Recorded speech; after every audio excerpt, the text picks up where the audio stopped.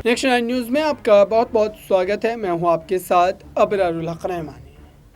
दर्शकों, 2024 लोकसभा चुनाव को लेकर इस वक्त मामला गंभीर बना हुआ है और ख़ास तौर से अगर देखा जाए तो संजय सिंह वाले मुद्दे को लेकर के कई बड़ी बातें निकल करके सामने आ रही है, क्योंकि सीबीआई और ईडी वाले मामले पर संजय सिंह ही एक वाहिद ऐसा चेहरा है जिनको ज़मानत मिली है और ज़मानत मिलने के बाद से ही लगातार इसको लेकर के कई बड़े सवाल खड़े होते हुए नजर आ रहे हैं। लेकिन अब आपको ये बता दें दर्शकों कि बृजभूषण शरण सिंह वाले मुद्दे पर आम आदमी पार्टी ने जिस तरीके से हमलावर होकर के सवाल पूछे थे और ये कहा था कि ईडी सीबीआई वाले मामले पर जिस तरीके से आम आदमी पार्टी को घसीटा जा रहा है, जेल में बंद किया जा रहा है, इस मामले पर क्यों नहीं एक्शन लिया जाता।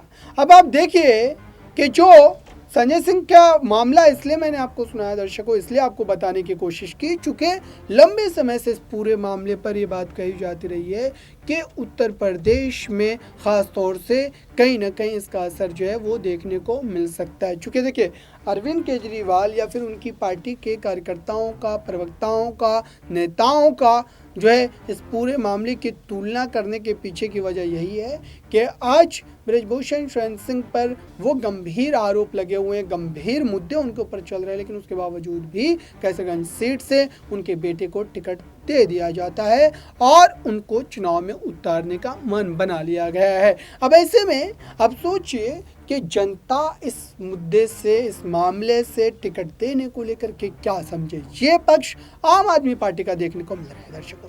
लेकिन फिलहाल अगर देखा जाए तो ये कहा जा रहा है कि ईडी सीबीआई वाले मुद्दे में अब आम आदमी पार्टी के नेताओं को भी जो है राहत मिल सकती है। लेकिन आइए, बृजभूषण शरण सिंह को टिकट जो दिया गया है उनके बेटे को करण सिंह को, उस पर हमारे जो सहयोगी हैं वो क्या सोचते हैं, उनका क्या कहना, देखिए इस रिपोर्ट यहाँ पर व्यक्त करने का। और अगर यहाँ पर महिला पहलवान विरोध कर रहे थे और उनके समर्थन में कुछ यहाँ विपक्षी दल के नेता आ भी जाते हैं तो सीधा यहाँ पर राजनीतिकरण का आरोप लगा दिया जाता है। तो इसका मतलब तो ये हो जाए कि अगर यहाँ पर सरकार के खिलाफ किसी भी प्रकार का विरोध कहीं पर भी चल रहा है तो उसे कोई भी समर्थन नहीं दे सकता। अगर कोई उसे समर्थन देने जाएगा तो सीधे तौर पर उस पर राजनीतिकरण करने का आरोप लगा दिया जाएगा। और आप देखिए कि पहलवान यहाँ पर हर प्रकार, या कोई भी खिलाड़ी हो, केवल पहलवानों की बात नहीं है, यहाँ पर देश का नाम रोशन करते हैं। आकाश, मैं रोकना चाहूंगा, माही आपसे समझना है मुझे कि आखिरकार जो महिला पहलवानों के सम्मान की बात लगातार की जाती रही है, भारतीय जनता पार्टी इस पूरे मामले को भुनाने का प्रयास करती है।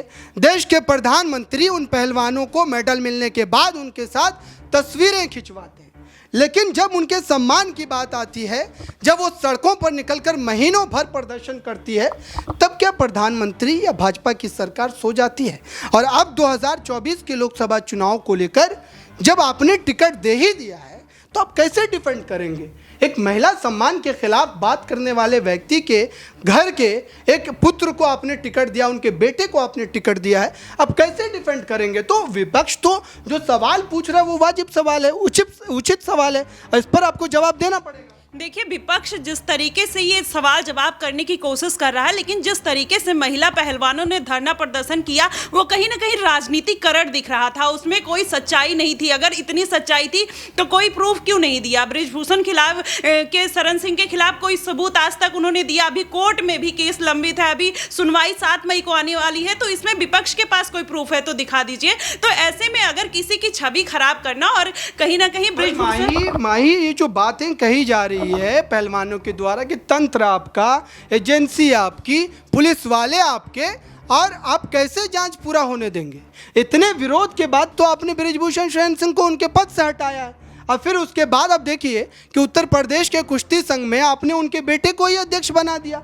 तो कैसे आप ही तंत्र पर कब्जा करके रखिए और आप ही बोलिए कि हम आपका इंसाफ करेंगे, कैसे आप पर भरोसा करेंगे। देखिए, तंत्र पर कब्जा करने वाली यहाँ कोई बात नहीं है। अगर कोई एक नेता है जिसकी छवि चाहे उसके क्षेत्र में हो, एक नेता की पहचान उनकी जनता के साथ होती है और बृजभूषण शरण सिंह की जनता उनके साथ है और कहीं ना कहीं उनके साथ जुड़ी हुई है, उसमें अगर कोई भी ऐसा मतभेद देखने को मिलता तो सबसे पहले जनता विरोध करती। महिला पहलवानों के खिलाफ महिलाएं खुद उठकर सामने आती और कहीं ना कहीं जिसमें आपने तमाम निर्भया कांड आपने देखा, उसमें कितनी तमाम महिलाएं निकलकर सामने आई थी, क्योंकि वो गलत हुआ था, लोगों ने उसका विरोध किया था। लेकिन आप एक बार देख लीजिए, एक सिंगल केस बता दीजिए जो बृजभूषण शरण सिंह के खिलाफ कोई उठकर आया हो। ये महिला और देखिए बिल्कुल अबरार, मैं इसमें जोड़ना चाहूंगा कि ये सिर्फ 2-3 लोगों का ही प्रदर्शन था क्या? इसमें तमाम देश की जो और बेटियां खेलती हैं और राज्यों की बेटियां खेलती हैं, लेकिन उनका आपने इन्वॉल्वमेंट कितना देखा? तो ये कुल मिलाकर पूरे का पूरा मामला, मुझे बिल्कुल, मैं माहिर सहमत हूँ, पूरी तरह से पॉलिटिकल मामला नजर आ रहा है। इसमें कुछ भी ऐसा सच नहीं है जो सामने अब तक आ पाया हो, सिर्फ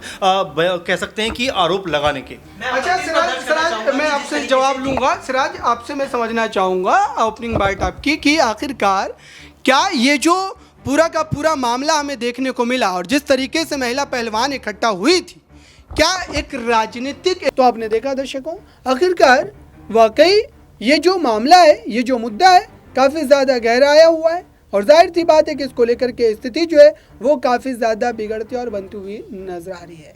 फिलहाल आपको ये समझना पड़ेगा कि आखिरकार उत्तर प्रदेश की राजनीति में ये जो फैसला लिया गया है भाजपा हाईकमान के द्वारा, ये साफ तौर पर कई बड़े स्तर पर कहीं ना कहीं बदलाव के कारण जो है वो बन सकते हैं।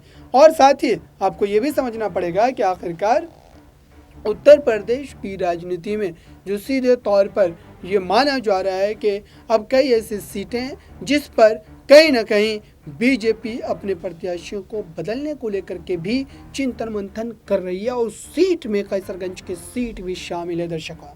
इसी वजह से लगातार इसको लेकर के विपक्ष हमलावर है, विपक्ष इसको लेकर के सवाल पूछ रहा है और ये प्रश्न उठा रहा है कि महिला पहलवानों को लेकर के जो स्थिति बनी है वो स्थिति किस तरीके से यहाँ पर भाजपा ने नज़रअंदाज करते हुए बृजभूषण शरण सिंह के बेटे को टिकट दिया है, ये जो है सवालों के दायरे में आता है, ये प्रश्न चिन्ह के दायरे में आता है, क्योंकि बीजेपी वही पार्टी है और बीजेपी के वो तमाम बड़े नेता शीर्ष के वो वही लोग हैं जो दावा करते हैं कि महिला सम्मान की बात अगर इस देश में कोई कर रहा है, कोई राजनीतिक दल कर रहे हैं तो वो भारतीय जनता पार्टी है। लेकिन उनके जो है कहने और करने में ज़मीन आसमान का फ़र्क जो है वो नजर आता है दर्शकों। तो इस तरीके से विपक्ष ने उनको घेरने की कोशिश की है और ये मामला जिस तरीके से आगे बढ़ रहा है, जाहिर सी बात है कि एक बड़े राजनीतिक विवाद का हिस्सा भी बन सकता है। इस पूरे मामले पर देखिए इस रिपोर्ट में उनके पूरे परिवार के ऊपर बैन लगा दीजिए। मुझे लगता है कि राजनीति के लिहाज से कहीं से भी तर्कसंगत नहीं है,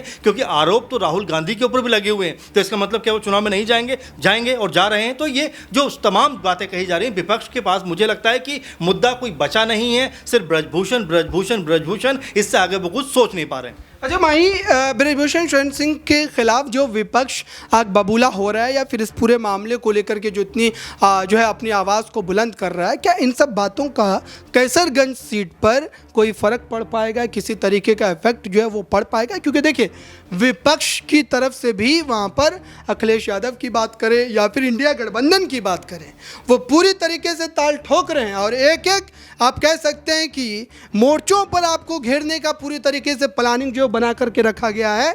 तो इस सीट को निकाल पाना इतना ज़्यादा आसान नहीं रहने वाला है। करण सिंह को भले ही आपने टिकट दिया है, लेकिन उसके बावजूद भी मामला कांटे का है। कैसे जीतिएगा इस सीट? जी बिल्कुल आराम से जीत सकते हैं, क्योंकि आप देख लीजिए बृजभूषण शरण सिंह 6 बार सांसदी का चुनाव लड़ चुके हैं, 5 बार वो जीत चुके हैं, 4 बार भाजपा से जीत चुके हैं। जो उनका क्षेत्र में कहीं ना कहीं दबदबा है ना, आप देखिएगा कि वहाँ की जनता भी मानने को तैयार। तो आपने देखा दर्शकों, आखिरकार क्या वाकई जो स्थिति बन रही है, जो मामला बन रहा है, इस पर अब क्या भाजपा ज़रूर एक्शन लेगी? इस पर आपकी क्या राय है और क्या एक्शन लेना चाहिए?